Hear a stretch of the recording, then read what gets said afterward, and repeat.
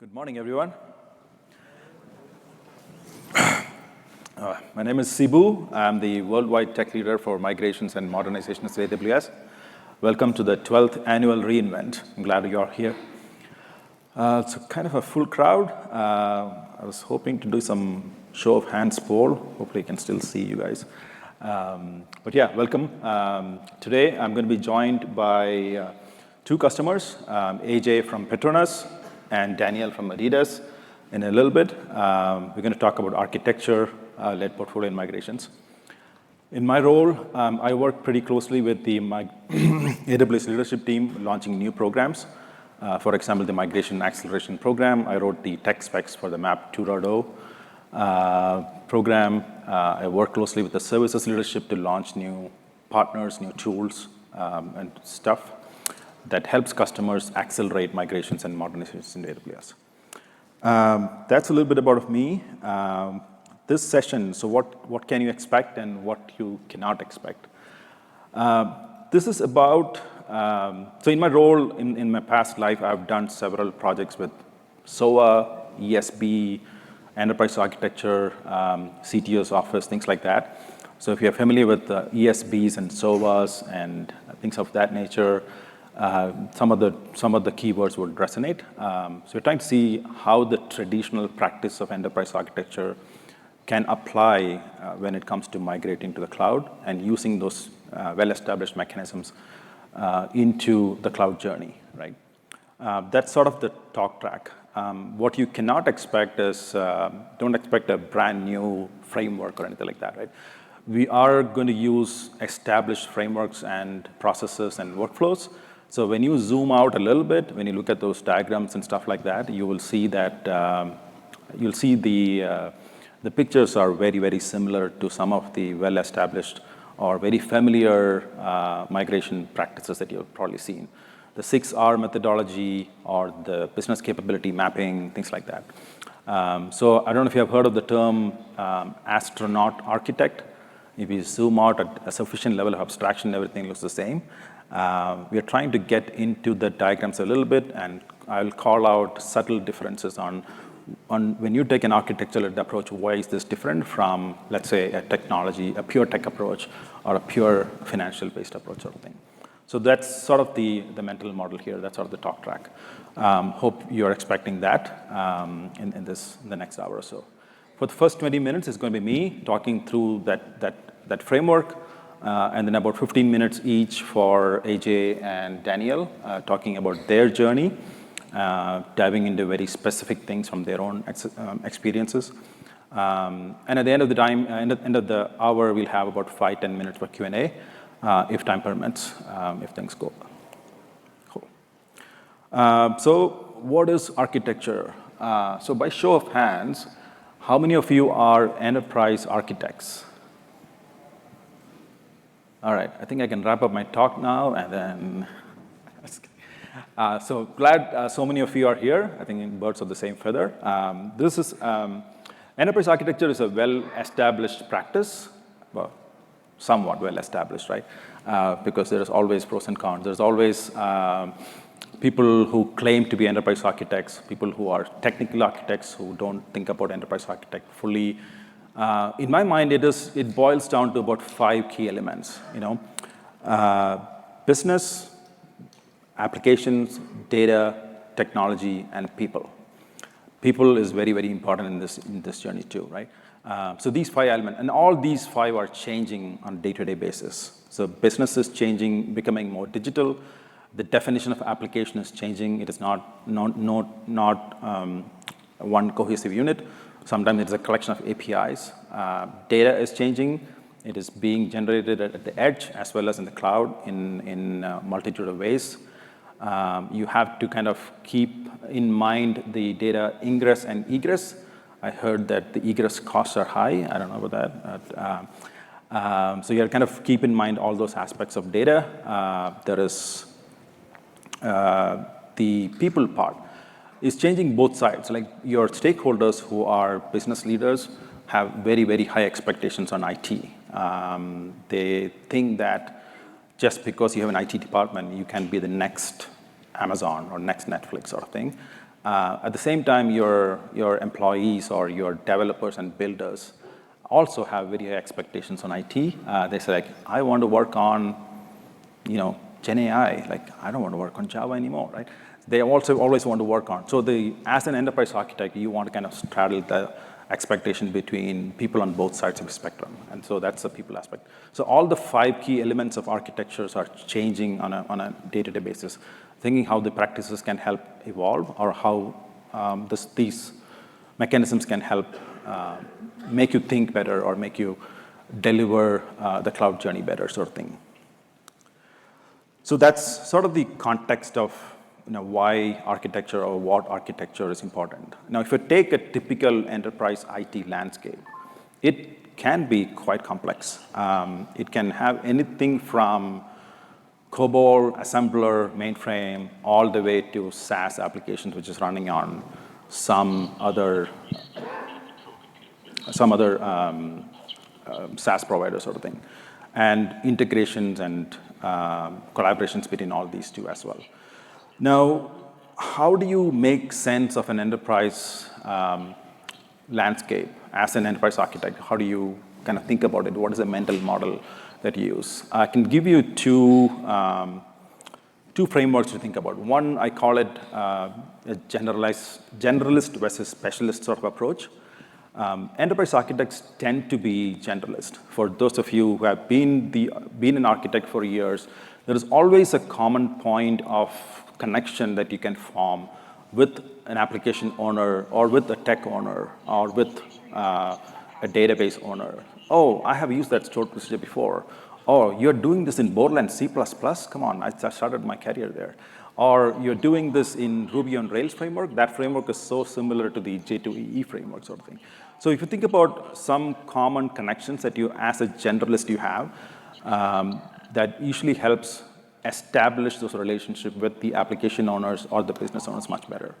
So that's one mechanism that I typically use from a generalist versus specialist connection. The other I want to point out is really a pitfall. How many of you have heard of this concept called the Gelman amnesia? Anybody? Okay, it kind of goes like this. It was coined by Michael Christian, this movie guy. It basically goes like this, right? You open a newspaper, you read an article. Let's say it's about cloud computing. That's a topic that I'm very, very familiar with. I know exactly what cloud computing is. Then I read through the article. I know the journalist is wrong. The story is so wrong that it's presented almost backwards. You shrug your head, and then you turn the page. You find the next story is about Gen AI. Then you think that it is correct because you forget that the part. So you have selective amnesia. So that's kind of what we call, that the concept is called Gelman amnesia.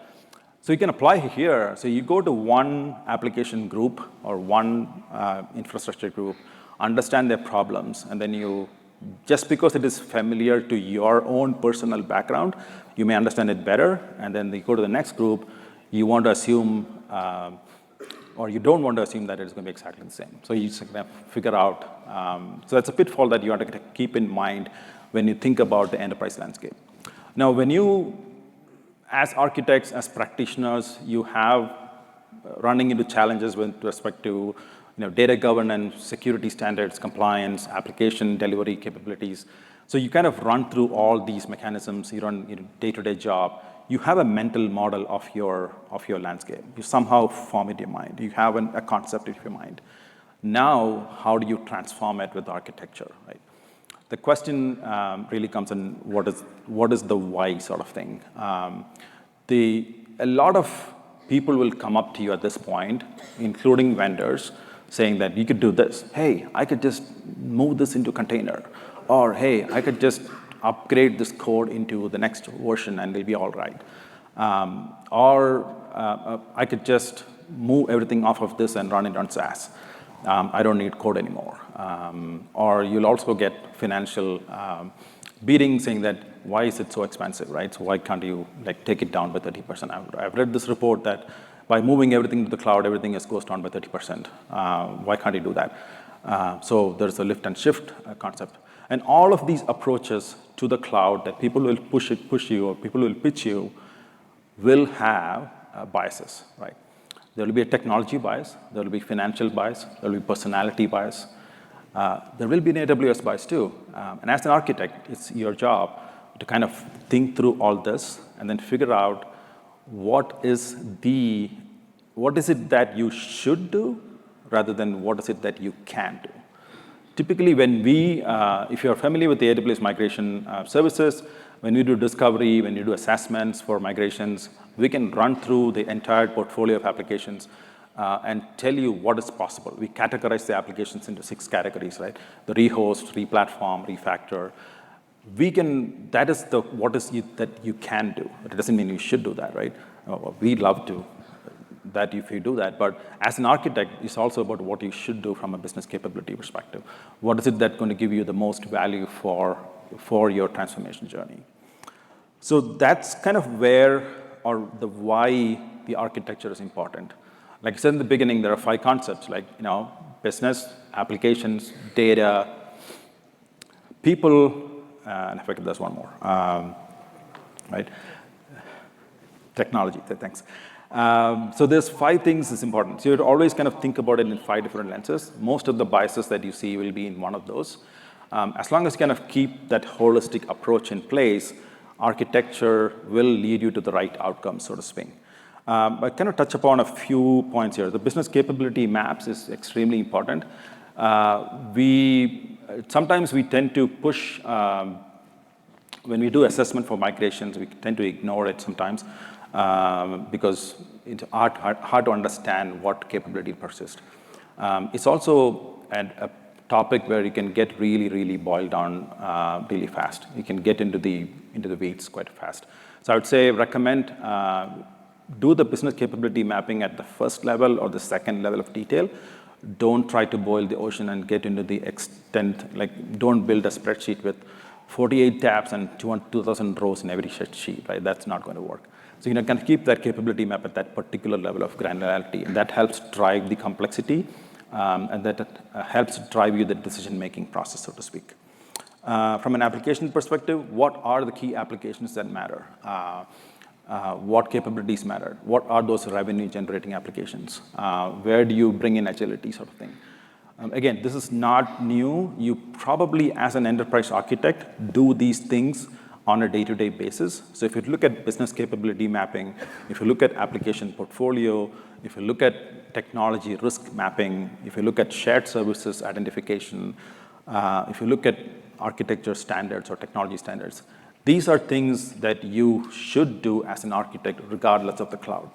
And these are exactly the same things that would apply when you come to the cloud too. And this is why I'm saying take the architecture-based approaches. It's really sort of cohesive, or it's almost the same thing. I'm almost questioning like why you wouldn't do that and better. A lot of the successful cloud migrations or modernization that I've seen is led by architects. It's led by enterprise architects. It's led by CTO sort of thing, who takes this holistic approach into picture. And that's kind of why we would need this. So the key advantage, again, is focusing on what you should do rather than what you can do, right? So it's proven because enterprise architects anyway do this on a day-to-day basis. It is comprehensive. It is not looking at just technology or just solution architecture or just database engines or just licenses or just security. It's kind of taking the entire thing into consideration. It is also very strategic because your communication up and down is very, very strategic. It can help you drive transformations in your business. I can tell you 2 stories from my personal experience. One is for a big telecom company in the Midwest. They had about 6 or 7 data centers, IL35, IL36, IL55, IL56. They had to shut down IL55 and 56. IL stands for Illinois. The data centers were in Illinois. I was there physically doing the work, and they were running, Amdocs. They were running IT shared services. They were running a bunch of common products across the portfolio. They had a huge amount of storage. They used to sell this big installations of towers, of high-end communication equipment to providers all across the world. and all the blueprints and drawings for all those towers were kept in storage there. In case somebody calls up from Germany one night and then say, hey, I had a problem, I can troubleshoot it, they can go back and look at it. So all of them were kept in active storage, so to speak. So I had a huge amount of storage as well. I was able to work because of the generality or because of the skills that I was able to establish. And some of the programs there was actually running in C++. I started my career in C++, so it was very easy for me to establish that rapport with the application owners. As an architect, understand their portfolio. I was able to migrate IL55 completely over to the cloud, to AWS. And then a part of the applications which we could not do because of some severe hardware restrictions, we were able to move to IL35, that is 35 and 36 together. And I had to kind of work with the data center owners and the application owners to get this going. They also had a compelling need because IL55 was getting shut down because of some contractual issue that we had with the provider. So they had to kind of move out. So there was a compelling driver there. But at the same time, without the architecture, without putting together Lego blocks, without putting together diagrams, I don't think it would have been a possible journey. The second story is very similar. Based on the success of migrations, I'm like, hey, this is really cool. I went to my next client. It was a big bank out of the Midwest again. They were one of the largest, they had the largest market share in commercial small business lending. Loans from $25,000 to, let's say, $250,000 loans for small businesses. They kind of had the market share for that. And their primary loan processing and loan originating applications were in legacy technologies. Some of them were in mainframe, some of them were in this thing, some old Java applications. They were not scaling. So I kind of put together a very, very technology-friendly proposal to them. Here is how I migrate this mainframe using this tool. Here is how I upgrade this Java using that tool. It was a very technical approach. It also had some people components on how I will retrain your employees from Java to whatever. But it did not have any business outcome impact. So I kind of presented the proposal, and then the customer said, all good and good, but nothing is broken. I'm not fixing it, right? I'm not going to fix it. So they were okay with the technology approach. They were not questioning that this is possible or not, but they did not get the business value proposition from me at that time. It took about 3 months to 4 months after that proposal, a startup company launched out of, I think, California, who were an online small business lending. They were saying, and the average time to close a loan for that bank was 42 days. So if anybody, as a small business, if you're running a bakery, or if you're running a bike repair shop, or if you're running a motorcycle apparel shop, and if you want to start something there, right? If you go to the bank and ask for a loan, on average, it'll take about 42 days to get the money, even if it is $25,000. So the online startup company was providing their catch line was $15,000 in 15 minutes or less, up to $15,000. That was their sort of the big entry. So when I saw the news, like 6 months after my proposal was shut down by this company, I went back to the CIO and said, look, here is a competition, here is a value proposition. If you don't reduce your 42 days to 15 minutes, they are going to come up pretty soon. It took a few iterations. First, they didn't agree.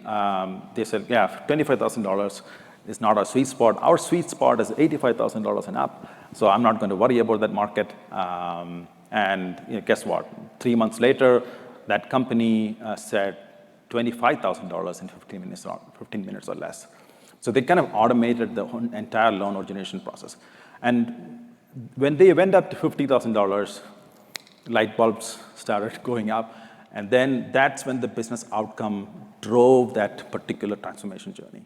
So regardless of what I had in technology, architecture, solution mapping, how you would change the code, I kind of went down to the details of how the code would be changed, what database would be used, where would we host the databases, what channels would we provide.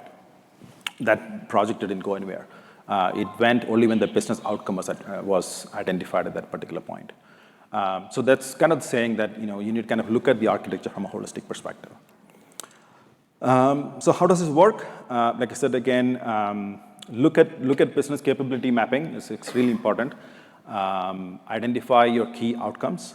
Major capabilities identifying the major capabilities are really, really important. Don't boil the ocean. Just drill down on a couple of key important ones. Look at it from a portfolio level. You may have a COTS application running on a 4-node cluster somewhere on Windows 2008 Service Pack 2 on top of vSphere 6.0 with some net backup as a backup storage. And that is one cluster, and there is some other cluster who's running on Python, and I can run anywhere on containers. So your portfolio will make sense. You have to kind of take a portfolio approach, and then if you change one tech stack, you have to kind of think about how it applies or how it impacts some of the other parts of your portfolio. Because again, technical executive sponsorship is really, really important. Whatever you do, you have to kind of make sure that your business leaders and your builders and developers are in line with your thing, right? How does this map into the AWS framework? We have a framework. If you're familiar with this, is the traditional, the assess, mobilize, and migrate framework. And this particular framework I'm going to kind of hone into a couple of things here. Zoom into, let's say, on the assess side, we usually use the 6R process for categorizing the applications. On the mobilize side, I'm going to zoom in on the people part. Everybody says mobilize is landing zone development, which is indeed it is. But for me, as an architect, as an enterprise architect, I'm also looking at mobilize as mobilizing your people. Because you need to kind of make sure your people are familiar with the skills, you are making sure they are upskilled or they're excited about that particular journey, so to speak. And the migrate and modernize, the execution part is all about technology. Like you use tools to automate and you kind of get this thing going. The key activities for these, like I said, it look very similar to your traditional migration framework, but the key activities is focus on the critical business capabilities and business KPIs and engage your people. Is really, really important when it comes to architecture. So I kind of said the words again and again. You kind of focus on the process, you focus on the people, and you also focus on the technology as another dimension to look at the problem. I looked at the 5 things in the beginning of the architectural elements. Another way to look at it from a architecture from a different lens perspective is about the people, process, technology. So people, process, and technology. I'm going to take the easy part, the technology part. I'm going to talk about what technologies we provide from AWS to kind of help in your execution journey. The harder part, the process part, I'm going to invite Daniel to come on stage talk about the process part, and then AJ to come and talk about the people part. Of course, they will talk about their own cloud journey as well. So before I invite them, technology, we provide a lot of technologies from AWS to help you with the migrations. MGN, Application Migration Service. We launched a new feature a couple of weeks ago, I think, that helps you modernize your applications post-migration. So you can containerize using app to container, using MGN. So it is not a simple lift and shift. You can lift and shift and at the same time launch something to containerize right after that. So on MGN, there is modernization pathways. So we launched something early this year. It helps you. We kind of figured out that 80% of modernization falls into 6 of the familiar paths. So we have launched into pathways. It's a framework available for customers and partners to use. That's kind of 2 examples of solutions that we have. We also have a ton of partners that come in with migration tooling, automation, and expertise there. So that's the easy part of the people, process, and technology. To talk about process in detail and to talk about their own cloud journey, welcome Daniel to the stage from Adidas. Thank you, Sibu. Yeah, thanks. Thank you. Good morning. So I was wondering how I start that session, and I actually was about to ask like who all is an enterprise architect. We heard that before. So I'll ask a different question. Who knows the brand? Hands up. Okay, okay. Who owns something of us? Okay, good. Who wears something of us today? Yeah, okay, I see. So I guess I might ask an expert question. Who does believe that Adidas stands for all day I dream about sneakers? Again, hands up. I want to see it. 1, 2, 3, 4. Okay, good. Let me tell you, no, it does not. It's a very, very easy case. So actually, it does not. So Adidas is an abbreviation. It's the first name and the last name of our founder, Adi Dassler. And this is a picture showing him during the World Soccer Championship 1955 in Bern. So Adidas is actually just like together, Adi and Dassler. But let's get back to the process. So we talked about how do we explore as Adidas, how do we explore the situation and how do we approach the situation of a migration. And what we always rely on, and I brought you some screenshots of our tool that we use, which is called LeanIX. It just got acquired by SAP. So everything of our application landscape, be it applications, data, interfaces, systems, all of that one is in the system. And that puts us in the opportunity to just like when someone comes and asks a question, it's like, hey, what do we do about this or what do we do about that? Gives us the opportunity to look into it and give immediately an answer on, hey, yeah, we do have some EOL service. The story that you just mentioned with the 2008 servers, no, we don't have them anymore. Looking at you, Paul. But long story short, this is helping us to get an overall picture on our landscape and answering some certain questions when it comes to the process of migrating. Now, we also heard about the 7 Rs. We also heard about what are the options that you do have when you're migrating to the cloud and picking either one of these paths of like the potentially the easy ones of retaining and retiring, but then also really relocating, rehosting, replatforming, repurchasing, and refactoring. And for us at Adidas, it's not all of them are equally important, I would say. Like we have a typical desire to follow a different path or always the same path, let's take it this way. And that's our learning of our journey to the cloud. So you will notice I will also speak a little bit more on the general aspects of it and then come to a couple of case studies. So how do we play these 7 Rs typically? So when we look at our application landscapes, we tend to follow these three paths that we see. When it comes to an application that might become end of life, where we have a duplication due to a brand acquisition or due to some market freedom that we had in the past, rather a lot, this is where we typically then say, like, is this something that we can onboard onto a global application or where we could migrate to other applications together and just move people out of, let's say, the LATAM area to the solution that we have in EMEA. That would fall into the retire path. When it comes to, okay, there is no alternative, we have to really do something about it, then typically what we also look into is refactoring a solution entirely. And that I would say, like, is the second most preferable option. And building it really directly the first time a cloud-native way. Because, I mean, we all know lift and shift is a solution that you can do, but it's typically not the best solution in terms of flexibility or cost. So that's something that we tend to do is going into a complete re-artifactoring way. And then also repurchasing, which is typically for us repurchasing a SaaS solution. That's also happening rather often, where we say, you know what, there is a really good solution for this niche area. Why would we want to deal with all of the infrastructure ourselves? And it's something that is absolutely a viable option. So then typically we tend to go into SaaSifying our application landscape. That's the 3 main paths that we try to follow. Nevertheless, we do have some exceptional cases. And we just had an exceptional case in one of the case studies I bring, where we're also talking about just moving something and rehosting it into our into a different platform and moving it from a data center and just lifting and shifting into AWS.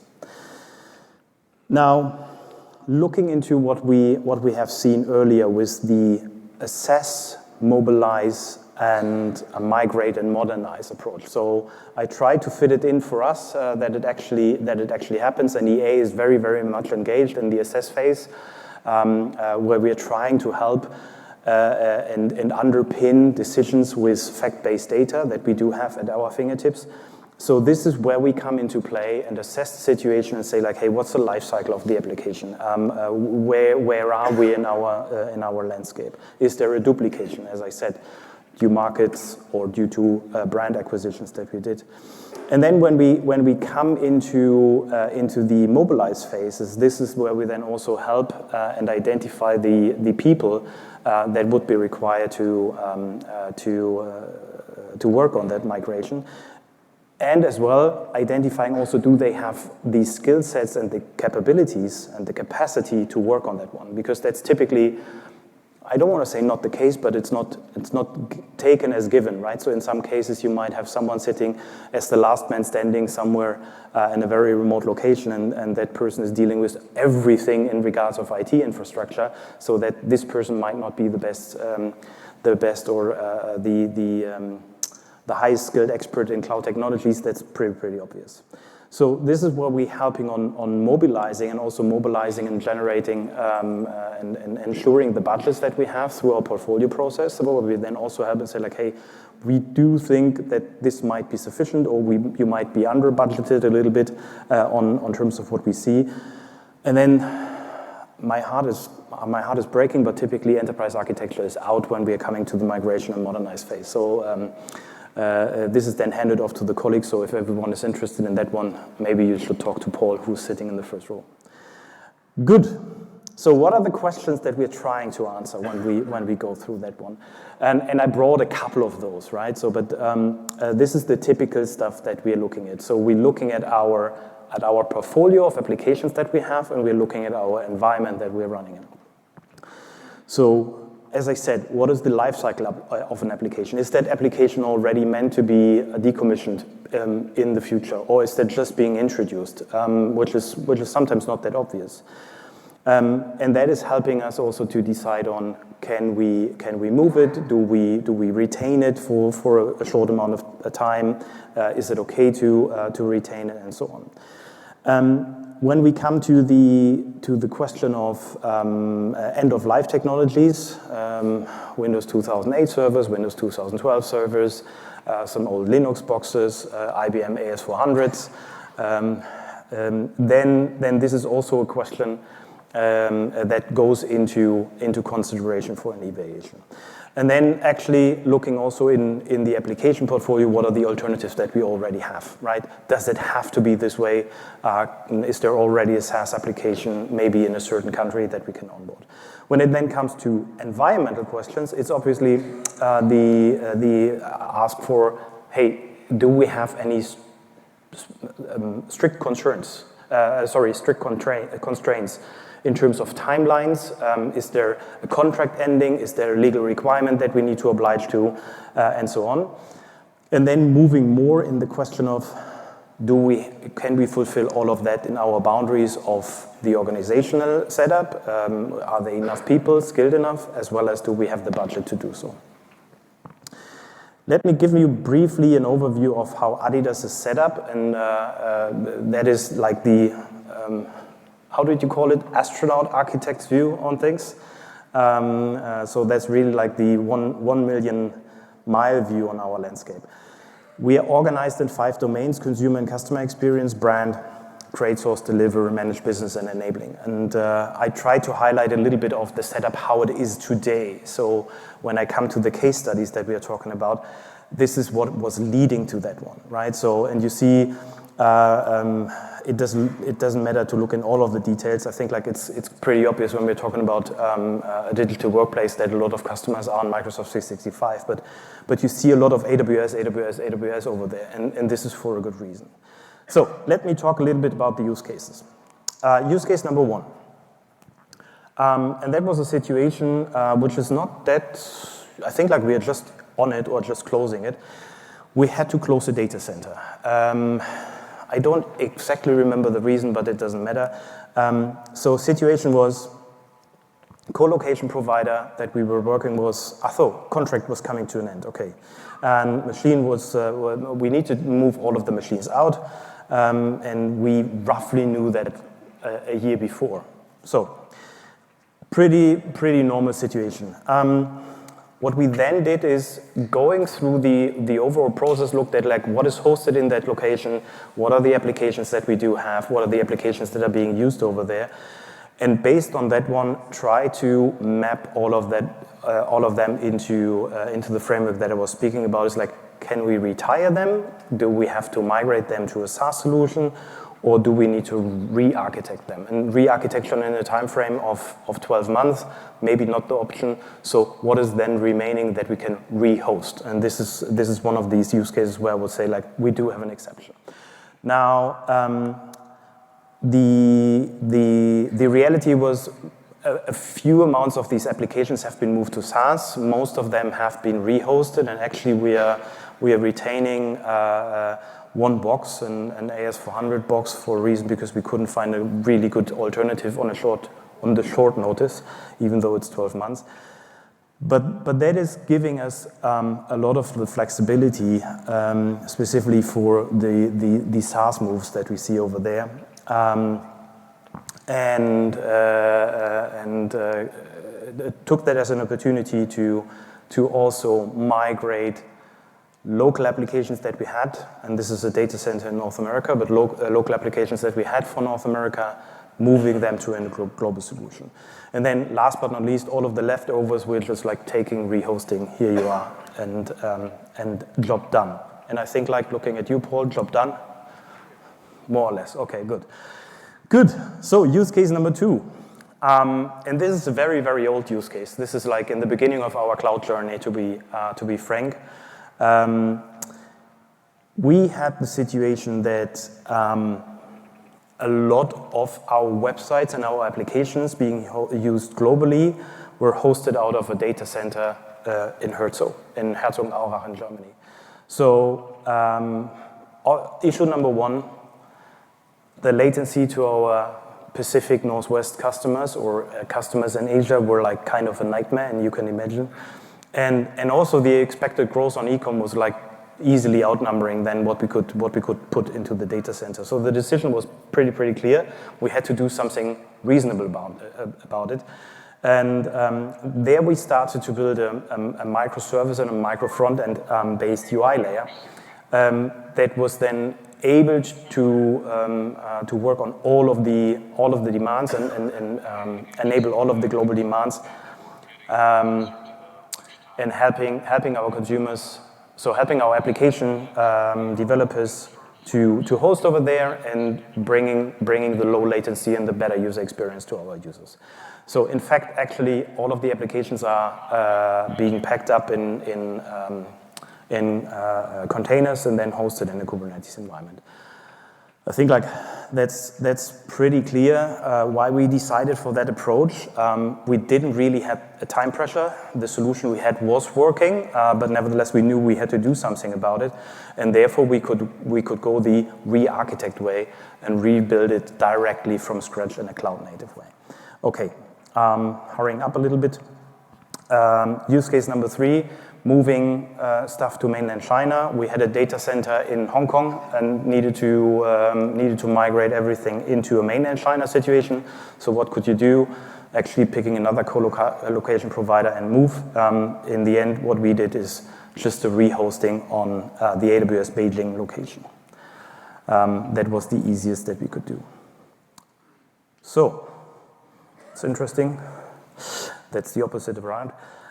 So we talked about the way that architecture is for us the starting point to make these evaluations, and then that our process is leading eventually to a decision that is showing us the ideal situation. And when I say eventually, we cannot take all of the time to come to a decision, but sometimes it's like the non-perfect one. And then also helping to identify the people that are able to help and underpin with that change. And with that, I hand it over to AJ.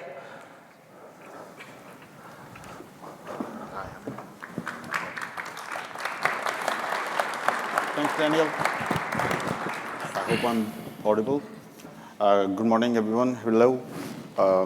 First of all, thank you for being here. It's an amazing opportunity to be among you, the market leaders, the industry experts, the SMEs, and to share about our cloud journey and digital transformation. My name is Ahmed Jamal Khan. I'm head of enterprise architecture, technology, and also head of cloud for Petronas, Malaysia. Of course, those who know Malaysia is such a vibrant and a beautiful country with a lot to offer in terms of human capital and resource. And of course, Petronas being at the center stage of Malaysia, not just carries the large objective of being an energy transition player, but also invest a lot in human capital. We believe, Petronas believe at its core that when Petronas moves digitally, the nation moves. And hence, given our portfolio, we operate over 50 countries with 50,000 people and growing. We offer our core services in the areas of upstream, downstream, gas, and business, and of course, sustainability at the heart of Petronas. We have now an offshoot called Jintari, which is all about renewable sustainability space. So if you are interested in knowing more about this space, please tune in. I think as an enterprise architecture, it's always good to define things and how we understand. And I think somebody told me once was, architecture is all about how we shape the complexity into pillars of why, what, and how. And I think this is how I'm going to be talking about why. And of course, when the world was recovering from pandemic, we realized in Petronas that we have to change. We have to adapt to new ways of working and to adapt to modern IT. And while the world is still struggling with that phase of, although the joke is that should I be 5 days a week or 4 days a week in office, we are still battling that, but predominantly we have changed the way we operate today.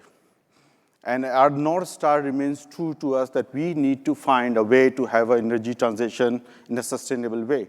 Now, of course, this creates an uncertainty in business. How do we achieve it? And of course, Petronas tried to answer this with its strategic ambition of MFT 50-30-0, which is that we want to operate in a new world with reduction of our capital cost by 50%. We want to organically grow in new ventures through innovation of 30% of our revenue, and we need to be carbon net zero by 2050, a very ambitious goal. The question is, this is all enterprise, this is business goals. Where is digital in all of it, right? And hence, at Group Digital, where I'm from, we charted our few digital initiatives, and I said, look, we need to do things differently, and cloud being at the main focus of it, let's do it. And of course, cloud is not a new space for us. We've been experimenting in cloud at scale since 2016. But I think the shift has been in our strategy. We have adopted cloud first as our strategy. And I think sooner is going to be cloud-only strategy. So we have embarked on a multi-cloud, cloud-first strategy. The goal was by end of 2022, we want to achieve over 90% of our workloads, which spans over hundreds and thousands of applications in the cloud. And of course, why is it important? Why cloud? Why now? Maybe you can ask why AWS, for example. We want to achieve, as I said, we want to reduce our IT spend or cloud spend, infrastructure spend by 50%, right? So let's try cloud. I mean, every brochure you read promise you cost saving. And if I ask everyone here to show the hands like who thinks cloud is expensive, how many of you will agree with me that it is cheap or expensive? Okay. So that means I'm in with the right audience. So, I mean, we have to make things way. That was a promise done, right? So there were some tangible outcomes we wanted to draw from this digital transformation. That we want to grow in cloud. We want to reduce our cost. We want to be sustainable because sustainability is heart of everything. And on top of everything, we need to have a talent pool, a reskilling group, because as I said, it's not about a company, it's about a nation development. And of course, then we have some indirect outcomes of resiliency, scalability, automation, and so on and so forth. So that was why we embarked on this journey. Comes to what? So we thought, let's have an architecture approach of how we do things. Of course, it's not going to be practical that we can modernize everything.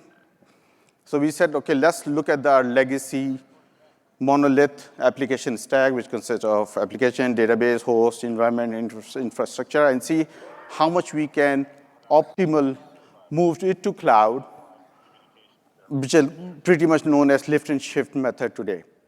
And while we were doing it, we got so better and expert in it that we said maybe it's time to push a boundary a little further and say, can we modernize at the same time? Of course, modernization among you and me is a very smart word to say. But when you're talking about business, business asks you the question like, is the application working? Are there any bugs? Is it 24/7? Yes. Then I don't want to take a risk of modernizing it. Why? And of course, this is where I think Sibu and Daniel were showing that we, as an enterprise architecture, have to find a way, to chart a way to bring that confidence to business that, don't worry, we know what we're doing. There will be some tangible outcomes of this modernization that we can have a better resilience architecture. We can decrease your cost by further. So that was the test case we opted on. And we said, let's look at, Petronas operates across multiple data centers. So for some of the data centers, we just migrated through rehost and replatform. But when it comes to a certain smaller size platform, we said, let's look at the modernization. And that's what we did as a case study. That's the how part of things. So I've talked about why, I've talked about what, and how we're going to execute this. So we took this challenge that we need to exit the DC by 2023, end of 2023 this year. Apparently, there were approximately 35 applications that we found, which were ideal candidates for modernization. And we said, let's continue with it and let's see what we can come up. I mean, it's just an open test scenario, right? And of course, AWS being our strategic partner, help us through this journey of understanding of discovery, analysis of it, what can or cannot be done. Ultimately, the promise to business was that we want to reduce the cost. We want to create a better microservice architecture. And of course, I come from the background of startups, and I am a firm believer of open source. Again, I know it's a very difficult to explain sometimes to enterprises that should we always use open source versus not. I think there's a case for everything. But at my heart, I believe if I can move it, reliability to open source, why not? So that was my challenge. We looked into the solution, of course, which was anchored on the open source. While we were doing through this 37 application, we found another 87 applications from our old landing zone, and we said, you know what, let's give it a try. So the how part worked is we bucketed into 3 containers. We said, okay, let's see an application that can be modernized today. What can be done, modernized tomorrow? Because this space is continuously changing, evolving. The tools, the support that you have from vendors may not be available today, but it will be in the roadmap. So let's keep an eye on it. And third, we know that perhaps it won't move for various reasons, or it will take a lot more from efforts and time and cost, that's why. So we look into it, and towards the end of it, we had multiple successful POCs conducted, and we shown business that not only we can do it, not only we can bring the promises that about cost saving and reliability, but we can actually do. So, comes to the end of this year, which is almost, we are ending it. We almost completed 35 applications of 87 applications. We have shown business that tangible saving of almost 4.2 million USD over TCO of 5 years. And remember, I'm just talking about a sample size of 87 applications, where we have hundreds and thousands of applications. Now that brings this muscle that we have now grown, that we can do this. And we should do this because we remain true to our North Star, that we want to bring the cost down, we want to innovate, and we want to find better way to do things, because ultimately, it's no point for us to keep running. Cloud has been there for the last 20, 25 years.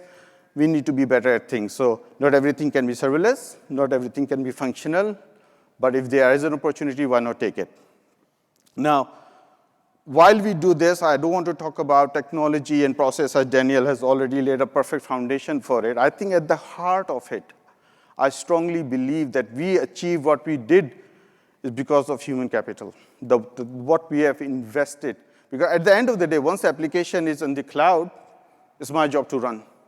And of course, I have a super amazing team of enterprise architects and cloud team who day in, day out believe in this vision, believe in this self, and we have now trying to create this community of practice so that we can, at Malaysia, we're not only embarking on this, we were also advocating to the other businesses and saying, guys, we have found a pattern, we can share with you, we can learn from it, and we can grow together. And with this, of course, I know back in times we had operations, we had development, we coined a term called DevOps. Today we have enterprise, we have cloud. For the lack of better term, we have devised our own EA Cool. So I hope this EA Cool will remain with you guys. I think the whole idea is we want to create this fraternity of architecture, discipline, software engineering, cloud coming together, understanding the concept of why we should do it, what should be done, and how it should be done to bring those values and value realization back to the business that they have been working on. And of course, change management, adoption always remains the challenge. And of course, our digital group at Petronas consists of inclusive diversity. We have people from UK, US, Australia, Canada, India, you name it. And of course, we have been promoting this because we have a large offshore and offshore operations, so not everyone can be centralized.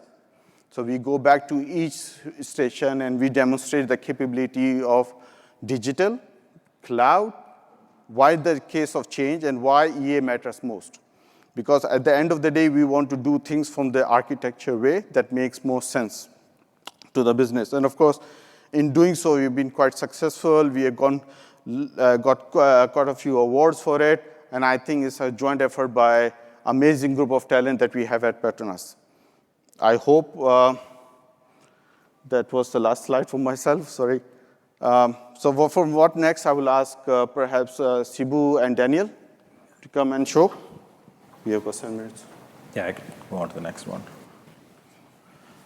So you see the slide before, there's a small addition to the end. The enterprise landscape was already complex. Now it's getting even more complex. There's SaaS and other stuff keep getting added to the right. So you need to kind of deal with that overarching complexity. Like I said in the beginning, the expectations on IT is high, and it's getting higher. So from a people perspective, from a change perspective, I want to kind of ask my customers a couple of questions, and then we can wrap it up. The key questions is, it is given that the complexity, the integrations, and the expectations are increasing. So how do you keep your people, both your stakeholders and your developers and the builders and operators and architects, engaged and excited? And how can architecture help sort of tackle these challenges? So yeah, go ahead. Maybe I can go first. Go first. People part is always interesting. I think one thing I've learned in my time in this IT world is technology shifts and people are inclined to move with technology. We should allow them that room, that innovation space, and we should take the cultural aspect of it, because if you have the right culture, people do innovate and do progress. And I think that the bigger the challenge is and better it's communicated, better it is retained by the employees. That's my view of things, to keep them engaged. Daniel? Thank you. Yeah, I think like at Adidas, we really don't have the challenge to engage people. Everyone is super engaged and has a lot of energy. And I think like we were talking about it earlier, there is not a single day that I don't receive an email saying like, hey, I want to do something with ABC. I want to do something with Plan AI, just to drop the ball here. And I think like engagement is not one of our issues, but then steering them in the right direction. And this is, I think, like specifically where enterprise architecture can help, helping to untangle a couple of situations. So in fact, we were having a a good handful of very, very high-level info sessions now on the topic of Gen AI, but we're doing that and planning that as well for other topics, and working together with our strategy offices very, very, very, very deeply to show what is possible, what is the aim, and bring together people, ideas, and technology. I think like that would be my answer. Cool. Yeah, I think we have about one more slide. So we obviously have done thousands of migrations as a company. I personally have shut down about 10 data centers. I say about 10 because 2 of them are still running in half capacity. I need to go plug them out. So in almost all of my personal experiences, and I've seen from your experiences, having that executive sponsorship.